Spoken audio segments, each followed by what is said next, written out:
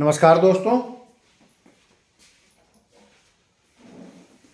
पिछले वीडियो में जो भाग 2 था वित्तीय टिप्पणियों के बारे में, उसमें किसी अभ्यर्थी ने ये टिप्पणी की थी कि सर कुछ टॉपिक जो पिछले वीडियो में डिस्क्राइब करने से रह गए हैं उन पर एक नया वीडियो तैयार कर दिया जाए। उसी को ध्यान में रखते हुए ये वीडियो बनाया गया है। तो पिछले वीडियो में कुछ टिप्पणियां छूट गई थी और इसके अलावा कुछ टिप्पणियों को हमने इसमें और शामिल कर लिया गया है। तो उसके संबंध में हम आपसे बात कर रहे हैं। पहली टिप्पणी है टाइम स्केल वेतन।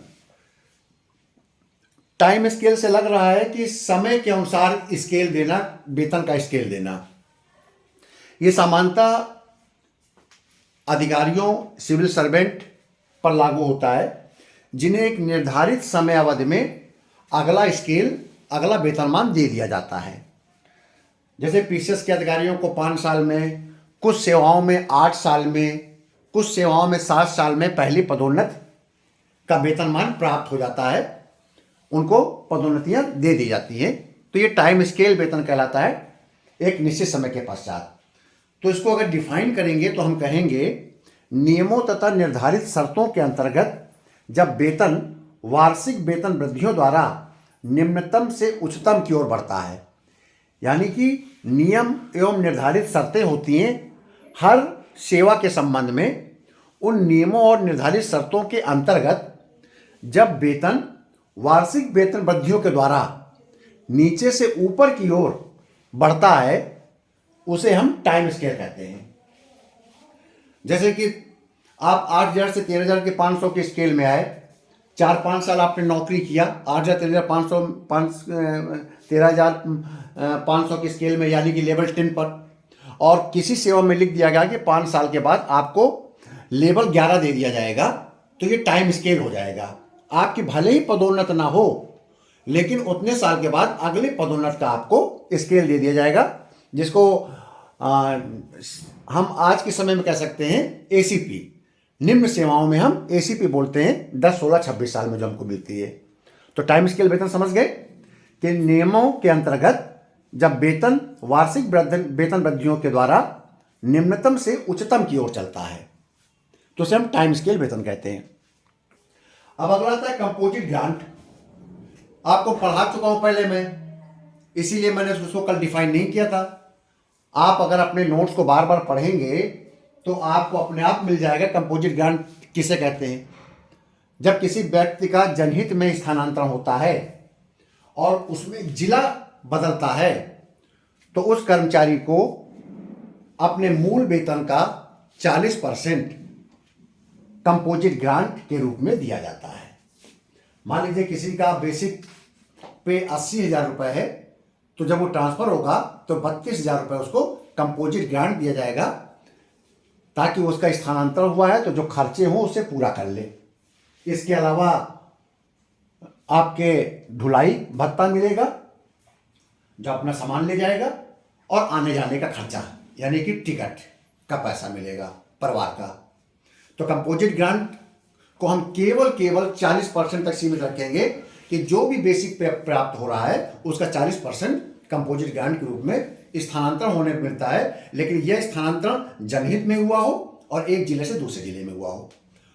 तीसरा आता है विशेष आकस्मिक अवकाश एवं प्रतिकर अवकाश। विशेष आकस्मिक अवकाश और प्रतिकर अवकाश के बारे में हमने आपको अवकाश नियमों में बताया था, फिर भी हम एक बार और बता देते हैं। विशेष आकस्मिक अवकाश memorandum of government order, memorandum of government order के प्रस्तर 1087 लिख लीजिएगा। मेमोरेंडम ऑफ गवर्नमेंट ऑर्डर के प्रस्तर 1087 में विशेष आकस्मिक अवकाश का उल्लेख है। विशेष आकस्मिक अवकाश तब दिया जाता है जब कर्मचारी संघ अपने किसी बैठक के लिए ले अवकाश, या कोई पुरुष परिवार नियोजन या नसबंदी के लिए लेता है तो उसको मिलेगा 6 दिन का। कोई महिला लेती है परिवार नियोजन के लिए विशेष अवकाश, तो उसको 14 दिन का अवकाश दे दिया जाएगा। परिवार नियोजन के लिए। अगर पुरुष लेता है तो उसे 6 दिन का मिलेगा। अगर कोई सरकारी अधिकारी या कर्मचारी किसी सेमिनार में जाता है, वर्कशॉप में जा रहा है, तो उसे विशेष आकस्मिक अवकाश दिया जाएगा। प्रतिकर अवकाश अराजपत्रित कर्मचारियों को दिया जाता है जब सरकारी छुट्टी के दिनों में, राजपत्रित छुट्टी के दिनों में, शनिवार, इतवार या कोई अन्य छुट्टियां हैं और कार्य ज़्यादा होने के कारण जब कर्मचारियों को काम पर बुलाया जाता है तो उसे उस दिन का, छुट्टी के अवकाश दिन का प्रतिकर अवकाश दिया जाता है। और इस प्रतिकर अवकाश को 1 माह के अंदर यूटिलाइज करना अनिवार्य होता है। जिस दिन प्रतिकर अवकाश लोगे उसके 1 महीने के अंदर आप उसका छुट्टी ले सकते हो।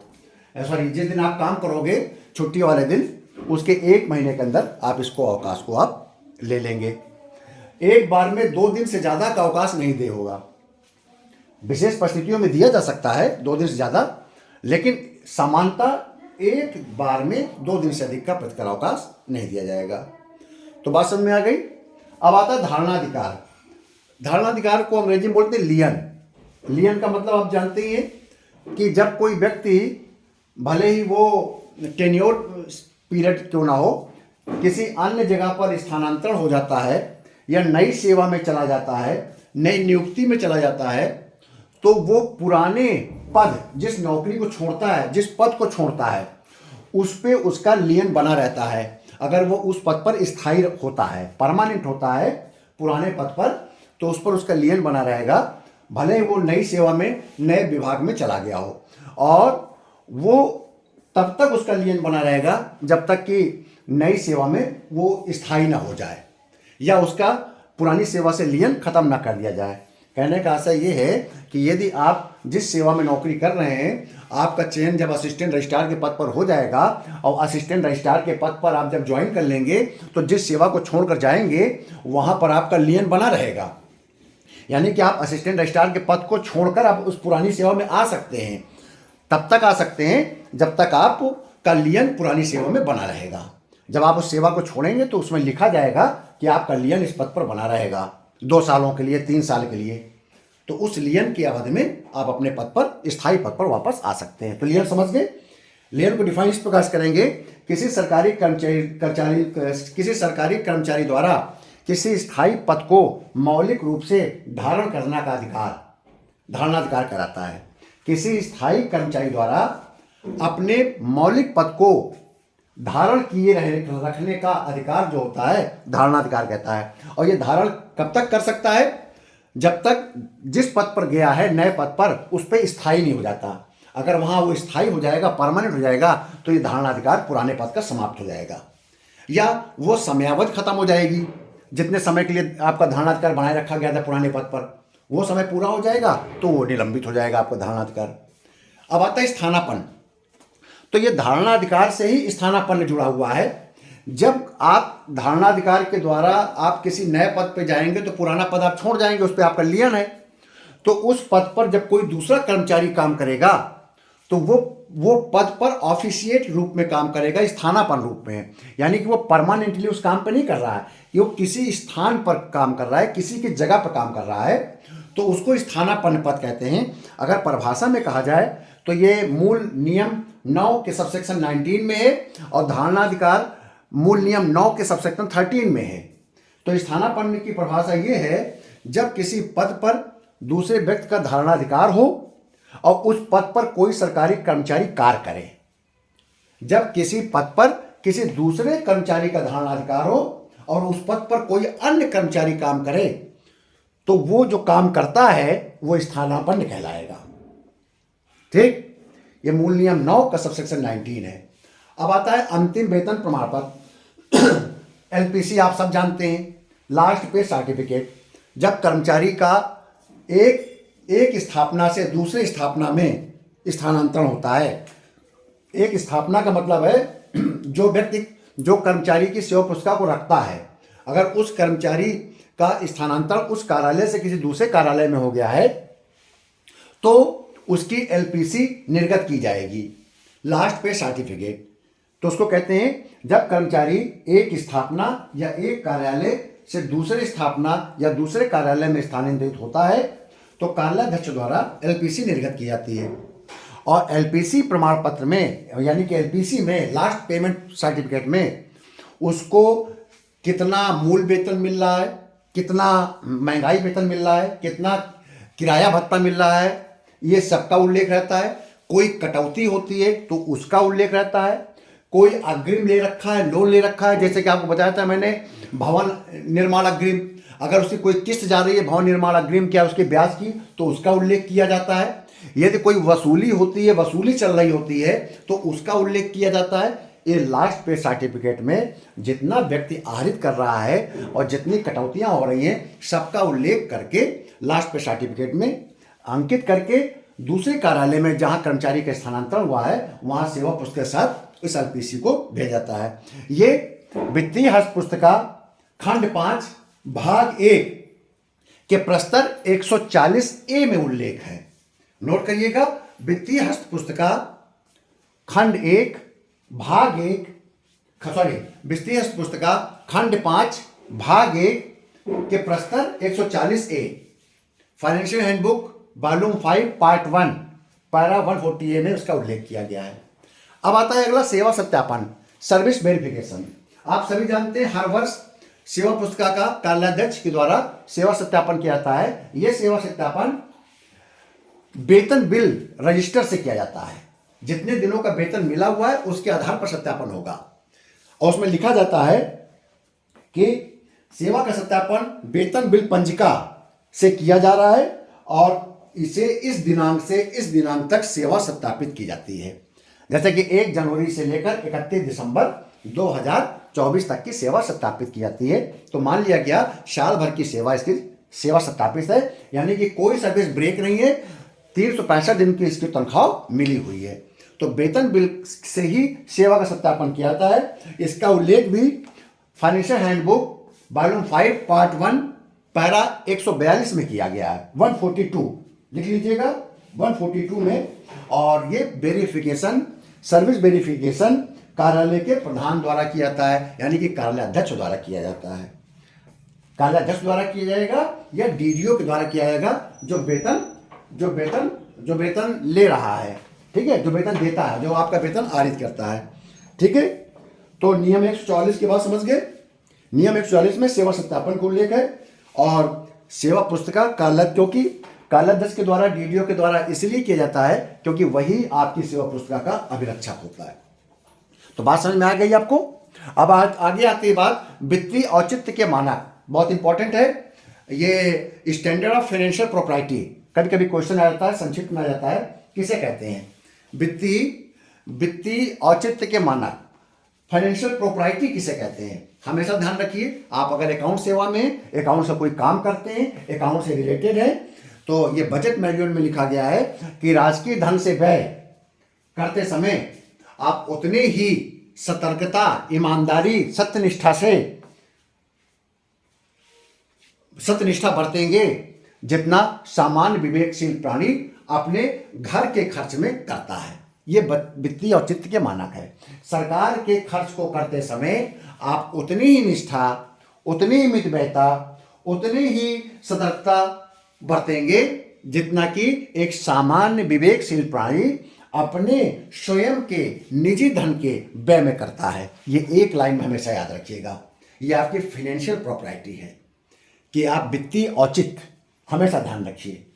आप अगर अकाउंटेंट हैं, अकाउंट्स काम करने वाले हैं, तो आपके पास ये, आपको कोई रूल रेगुलेशन ना याद हो, अगर ये रूल रेगुलेशन याद है कि आप औचित्य बताइए, आप अपने घर के खर्च को खर्च करते समय जिन जिन बातों को ध्यान रखते हैं, मितव्ययता ध्यान रखते हैं, औचित्य ध्यान रखते हैं, यह ध्यान रखते हैं, सतर्कता रखते हैं, फिजूल खर्ची को ध्यान में रखते हैं, जरूरत को ध्यान रखते हैं, यही चीज सरकार के धन को भी खर्च करते समय होना चाहिए, जिसको वित्तीय औचित्य कहते हैं।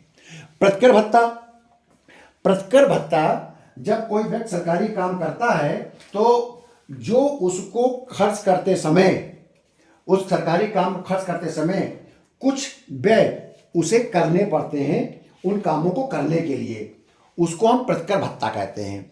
जैसे कि अगर इसको हम डिफाइन के रूप में करें तो ये फाइनेंशियल जो आपका फंडामेंटल रूल है वित्तीय हस्त पुस्तिका खंड 2 भाग 2 से 4 के रूल नंबर 9 का सबसेक्शन 5 है। तो इसके अंतर्गत कहा गया है, ऐसा भत्ता जो किन्हीं विशेष परिस्थितियों में कार्य करते समय व्यक्तिगत व्यय को पूर्ण करने के लिए किया जाता है। व्यक्तिगत व्यय को पूर्ण करने के लिए किया जाता है जब कोई व्यक्ति सरकारी काम करता है। ये प्रतिकर भत्ता में आपका यात्रा भत्ता भी हो सकता है, स्थानांतरण यात्रा भत्ता भी हो सकता है, वाहन भत्ता हो सकता है, कन्वेंस अलाउंस जिसे कहते हैं।